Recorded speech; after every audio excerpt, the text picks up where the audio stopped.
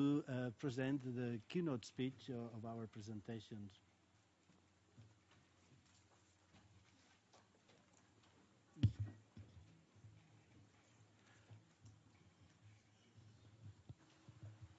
First of all, I'd like to commend High Representative Al Nasser and the Alliance of Civilizations.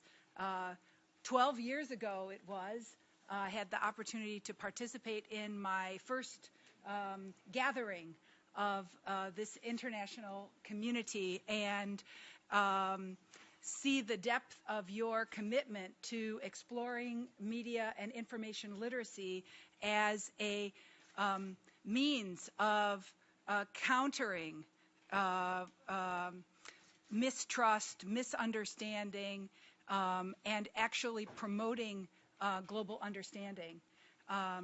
And also to you, Christina, for your leadership in the Department of Public Information. We've seen a tremendous growth in interest in media and information literacy all over the world. And that's partly because here at the UN and at the Alliance of Civilizations, there's been some early leadership that's fertilized the development of the global digital and media literacy and information literacy community. So I'm delighted to be here today. And what I'd like to do is I'll plan to talk for a little bit, and then I think we'll have a good dialogue. I'm just going to see if I can find my slides now. Where are they? That's not it. But there we go. I think that might be it. So let me introduce myself to you. The topic that I'm going to talk about today is really the focus of this event, educational strategies for the prevention of violent extremism. I'm a professor of communication studies at the University of Rhode Island, where I direct the Media Education Lab. Each year we host an annual week-long program for educators, librarians, and media professionals, the Summer Institute in Digital Literacy. And so really I can say that my area of expertise is really in teacher education in media and information literacy. Today, we are fully aware how rising inequality is contributing to increased political polarization, nationalism, violent extremism, and hate speech. And perhaps these challenges have seemed more and more profound. If we look at just last month, January of 2017, Wikipedia tells us there were 160 deaths due to terrorism just in January. So the growth of violent extremism all around the world, with white supremacy in North America, Boko Haram in Africa, Golden Dawn, ISIS and Al-Qaeda, violent extremism around the world, a focus on prevention at the global level seems right and just at this time. Certainly, we've seen that the coordinated use of social media by American white nationalist groups on Twitter has increased by 600% since 2012. So social media is a potent tool in the armament of violent extremists. In just 1 month, ISIL released 1,150 propaganda events, related videos, articles, photos, essays from 35 different production units. So online, we have a battle for hearts and minds going on in a very significant way around the world. Now, when it comes to defining violent extremism, well, we run into some challenges. Here's a definition. I like this definition. Violent extremism includes beliefs and actions of people who use illegal force or violence to achieve political, economic, ideological, religious, or political goals through fear, coercion, or intimidation. But it must be wondered by every one of us around the room. Who is a violent extremist? An ISIS fighter? An abortion clinic bomber? An alt-right neo-Nazi? An activist from China's Uyghur minority? A Black Lives Matter protester? Who is a violent extremist? Well, that depends on your point of view. In 1985, we called those Afghan fighting Soviet invasion, we called them freedom fighters. Today, we call them terrorists.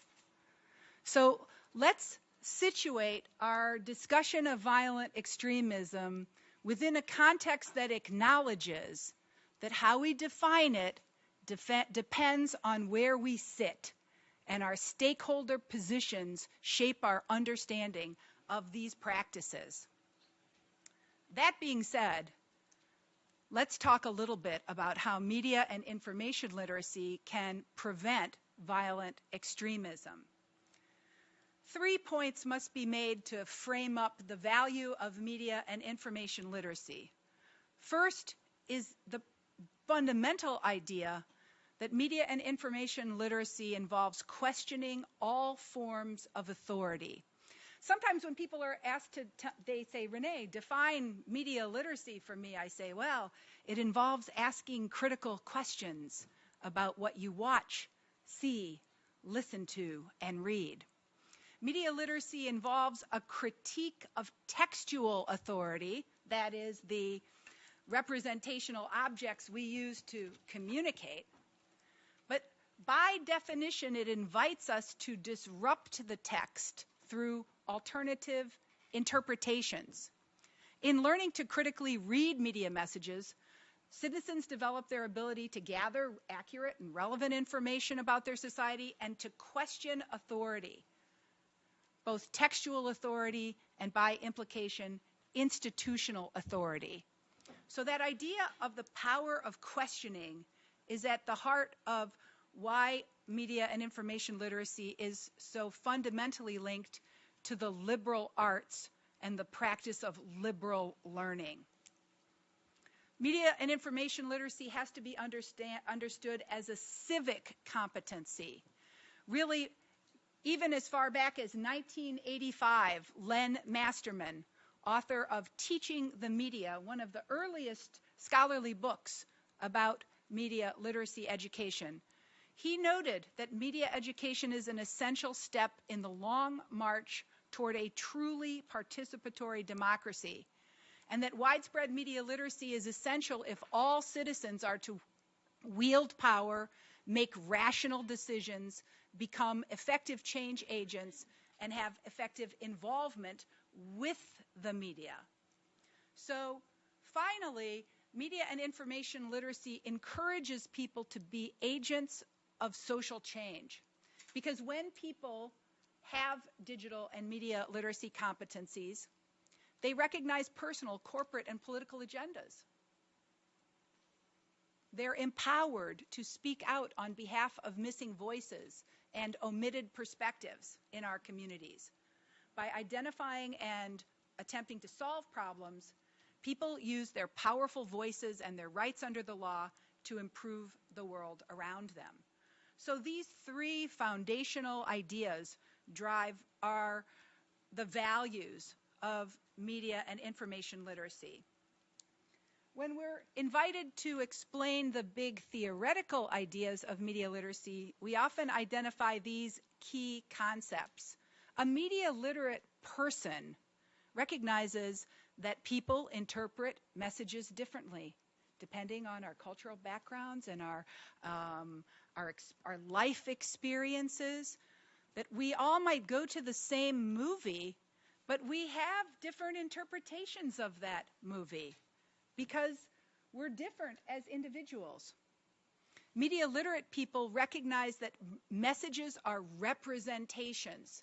They're not reality, right? They are representations of reality. And our ability to conflate the representation and the reality is a big challenge for us, right? We get confused by the symbol systems around us. But recognizing that messages are representations is premised on the idea that we recognize that messages use different codes and conventions because messages are constructed by people, right? And the ability to distinguish between a press release, a news story,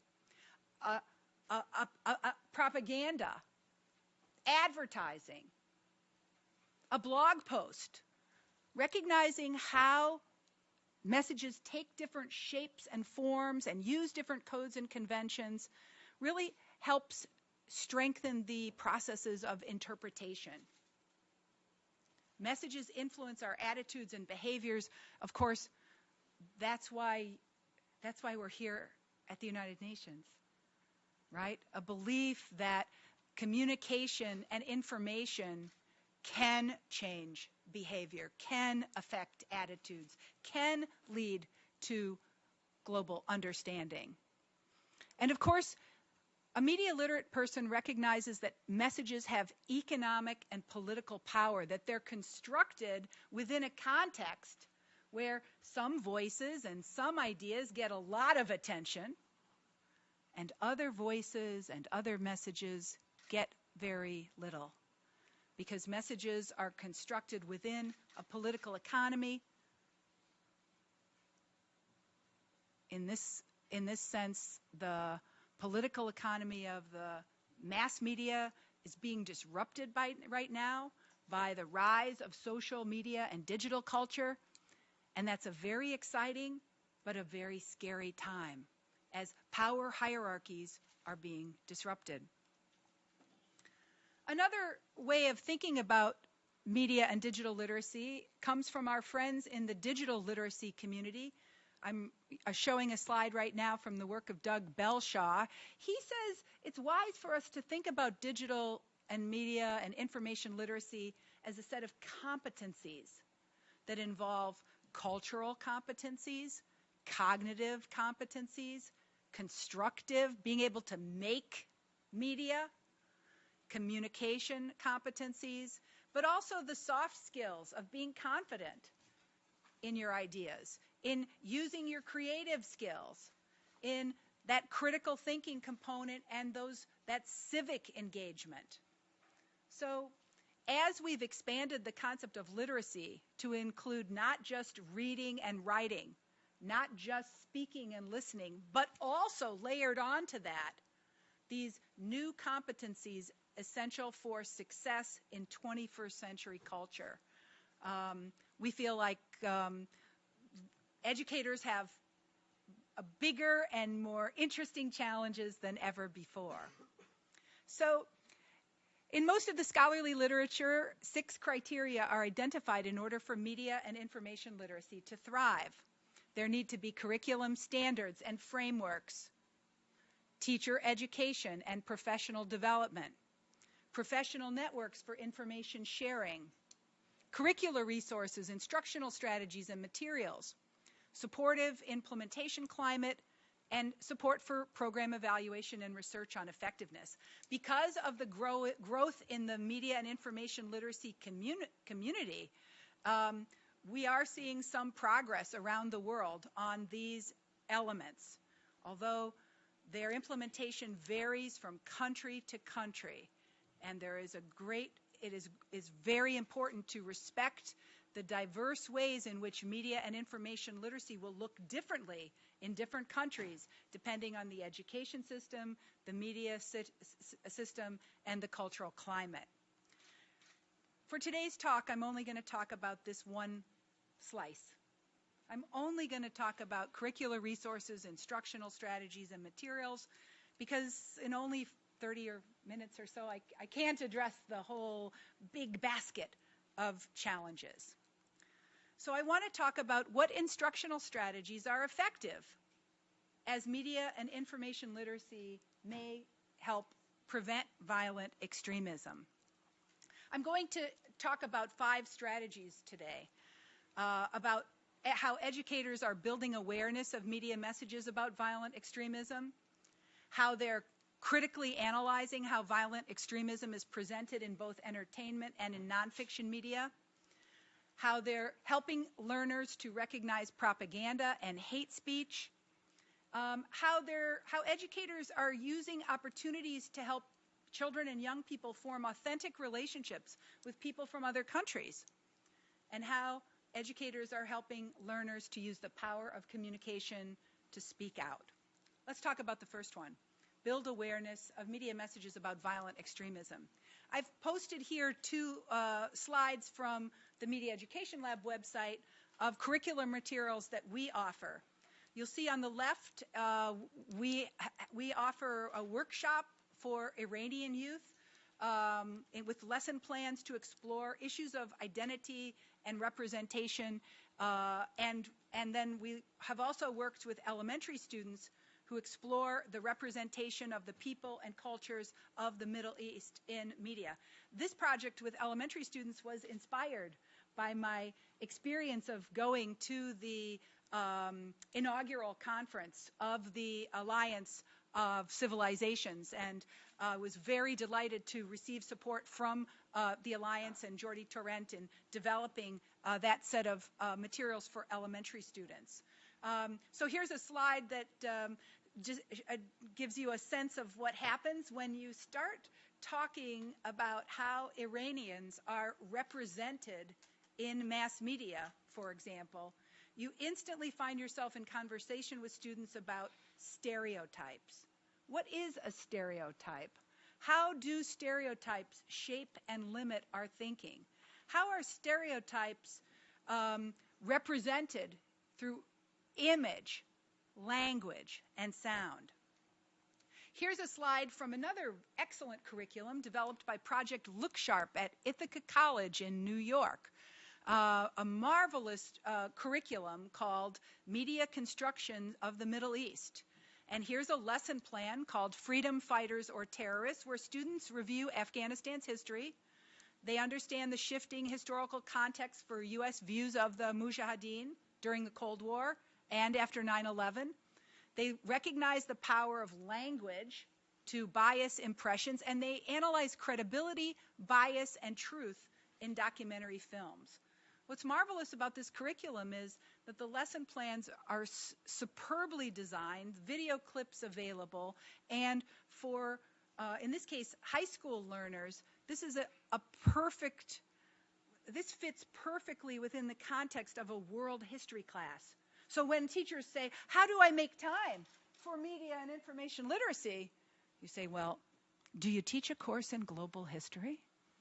Because if you do, you can integrate media and information literacy right into that existing course. Now, Christina, you mentioned this topic. How do we help students to critically analyze how violent extremism is presented in fake news? And this is an enormously complex issue. We are just beginning to understand it. The term is what? Is it 2 months old or 4 months old? It's not been a very long time since we've been using it. And it's enormously complex. So in some ways, the challenge we face when we invite teachers to explore this topic is one of definition. In just the last 4 months, we've seen this term manipulated like crazy. So educators are going to need some time to figure out how to teach about it. And on the Twitter, we can see teachers are experimenting. Just last night, I hosted a Twitter chat with the International Literacy Association. Our topic was fake news and media literacy. So if you type in ILA chat into your Twitter, you'll see maybe about 60 or 70 teachers from all over the world having a conversation, trying to figure out how should we teach about fake news to high school students. The jury's out on that, though. I can't speak much about it because it's so new. But I can share with you some well-developed curriculum strategies for how teachers in high school and college have helped students to critically analyze how violent extremism is presented in entertainment media. Now, it probably doesn't even need to be noted that entertainment media is perhaps more influential than news media in shaping public perceptions of others. So educators can't ignore entertainment media. And if they only focus on news and information, they will be neglecting a really important influence, as entertainment media, video games, movies carry values about violent extremism that need to be critically interrogated. So for example here, let's have a mini lesson. I invite you to watch a short film clip, and I want you to be thinking, who is the hero? Who is the villain? Who is the victim? Let's watch. I suggest you pay attention to what I have to say. For far too long, you've ignored what is happening around you. You've not seen the inevitable that is coming. You've not seen me until now.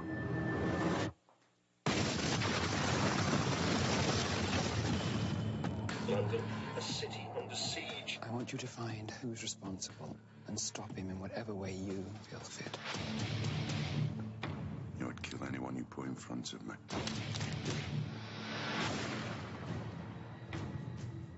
We must rise up. What have you got in mind? A test of your will. There is a man coming from the Middle East, ex-military. Your target is everyone. They're not going to stop. Neither will I. I'm going to find every one of them. We have entered the realm of war, and I'm a soldier. Who are you? Who are you working for? Finish it. Okay, now. Listen, talk.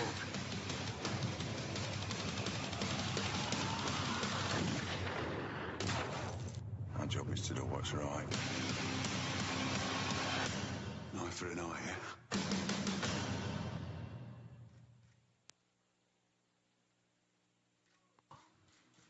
Whoa. So it turns out that when I work with high school students and show them this clip, we have a very vigorous discussion about who's the hero, who's the villain, and who's the victim. Some teens will say, oh, the hero is the white guy, right? Others will say, well, actually, maybe the guy who's the terrorist is actually the hero. And in fact, the ambiguity of this film, at least at the trailer level, leaves a lot of openness to interpretation. That ambiguity is designed to attract a mass audience, right? So who's the hero, who's the villain, and who's the victim is a simple way in to taking a look at how values are constructed through narrative. Now I'd like to take a look at another clip. In the clip we just saw, it was obvious that the violent extremism involved some kind of tension between the so-called West and the so-called Middle East, right? That was obvious. It was a classic kind of movie about terror. But now I'd like to show you a different representation of violent extremism, also from entertainment media, and I'd like, as you watch, you to think through who's the hero, who's the villain, who's the victim. Let's watch.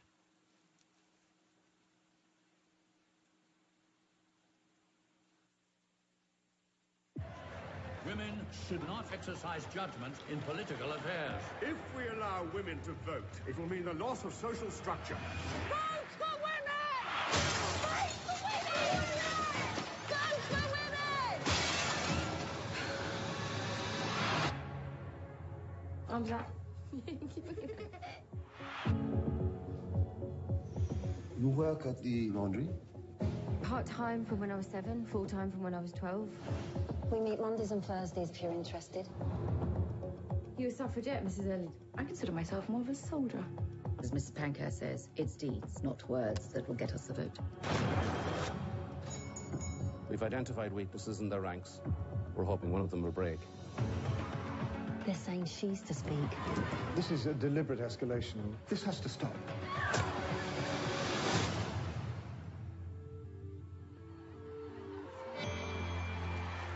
For 50 years, we have labored peacefully to secure the vote for women. We've been ridiculed, battered, and ignored. Punish those responsible, whatever way you can. Mama! All my life, I've done what men told me. Well, I can't have that anymore. Took my love, took it down. I incite the women in Britain to rebellion. Can I sail through the changing ocean tides? Can I handle the seasons of my life? We break windows. We burn things, because war's the only language men listen to. Well, I've been afraid of changing. There's nothing left but to stop you. We're in every home. We're half the human race. You can't stop us all. Time makes you bolder, even You might lose your life before this is over. I'm getting older too. We will win. I take my love, take it down. Never surrender. Never give up the fight. In the snow-covered hill.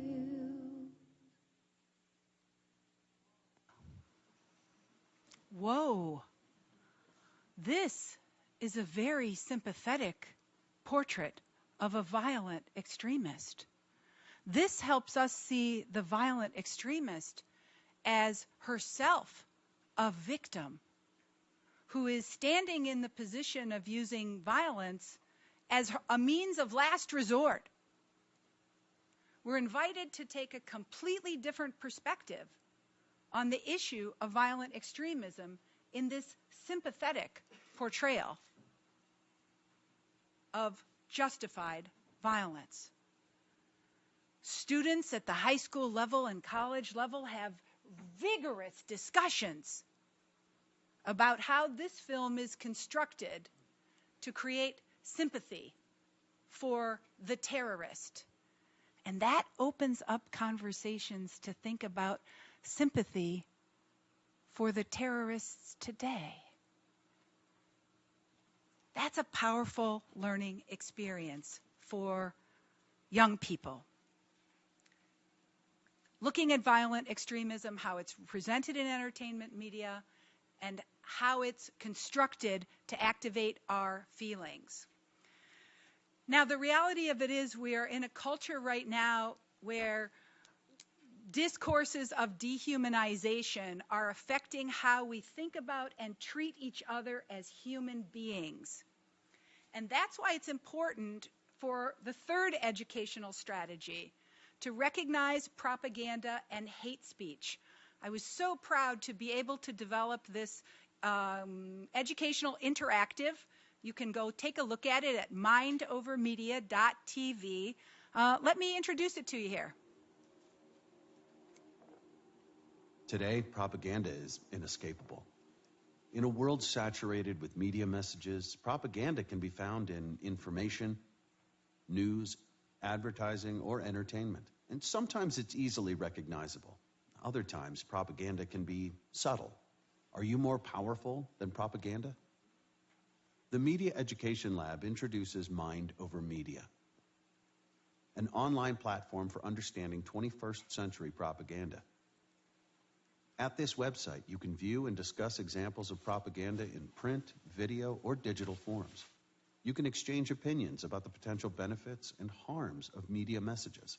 Log in to Mind Over Media by going to www.mindovermedia.tv. Mind Over Media.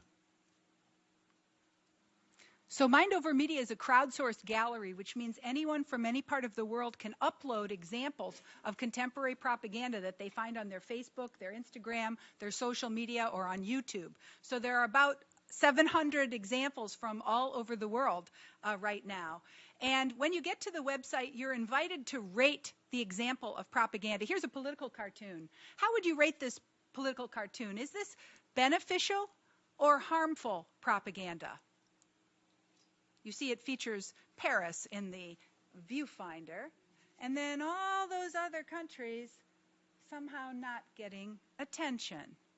How about this one? When you watch this YouTube video, a video that discusses the problem of racism in Sweden by using satire, check it out. 17% of the people who came to the website thought it was beneficial, but 50% thought it was harmful. So how we understand propaganda, whether it's beneficial or harmful, really depends on our cultural backgrounds, our attitudes, and our points of view. Here's another one.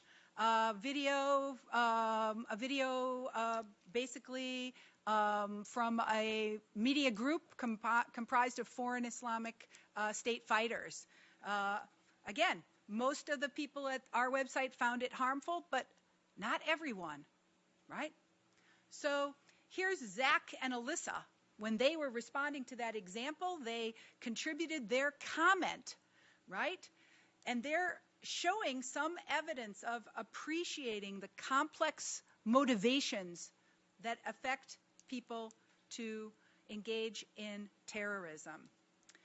But when we think about propaganda and hate speech, we also need to open up that door to positive propaganda. Many of you in this room have been involved in creating positive propaganda. I certainly have in my work as an educator and professional communicator. Take a look at this one from Denmark, a very powerful It's piece easy of to put propaganda. people in boxes.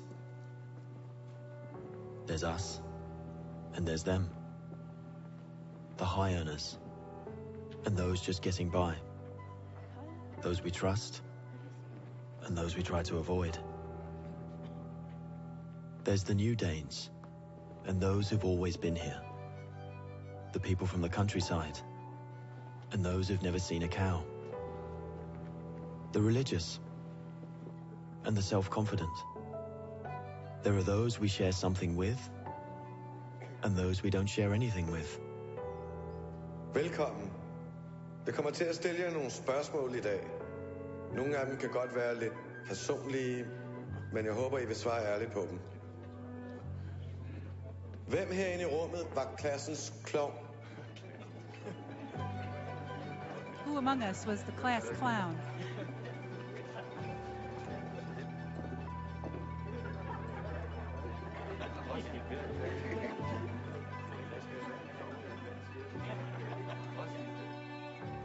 Hvem er bonusforældre? Who are step-parents?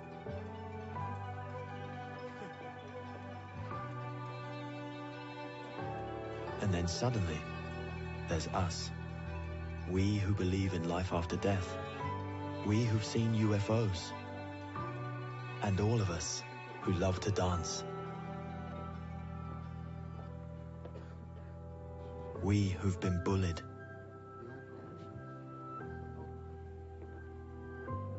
And we who've bullied others.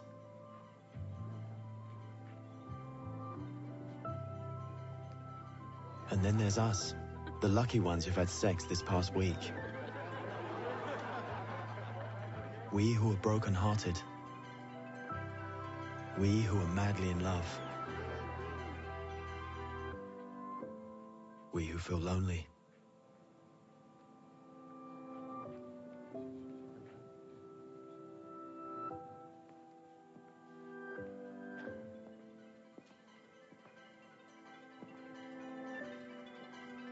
We who are bisexual. And we who acknowledge the courage of others. We who have found the meaning of life. And we who have saved lives.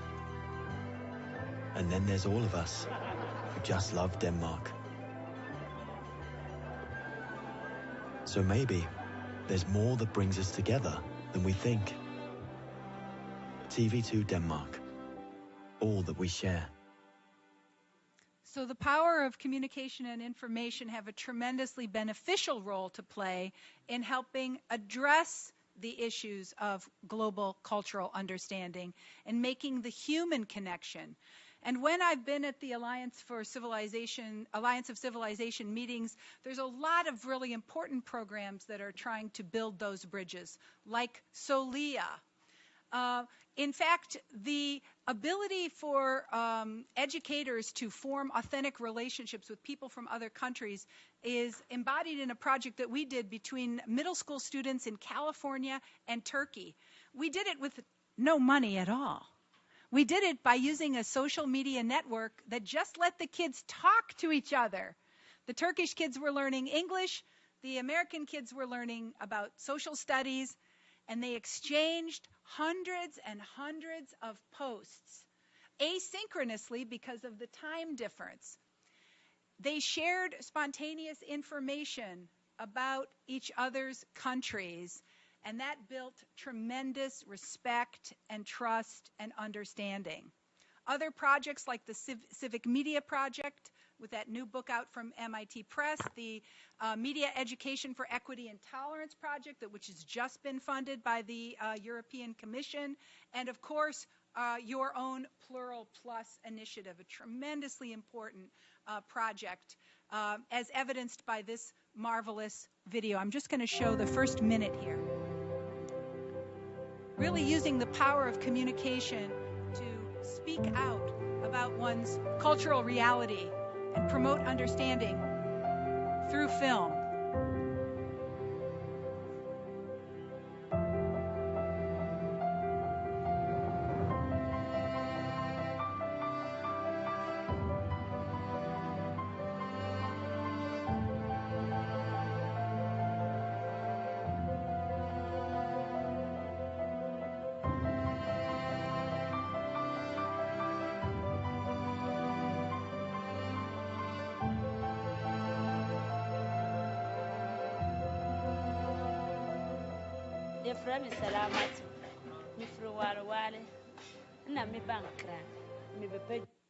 So film's power to humanize and make intimate the lives and lived experience of people is a tremendously valuable educational strategy that helps promote people's thinking about the power of image and language to affect the way we see each other as human beings.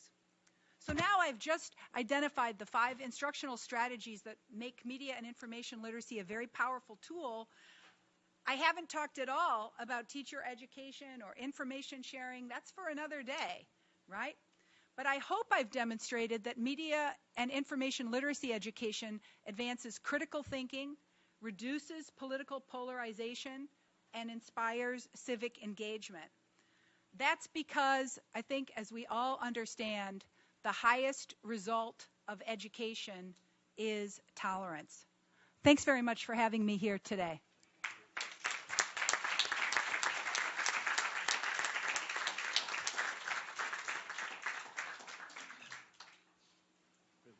Thank you very much, Renee. We will now move to the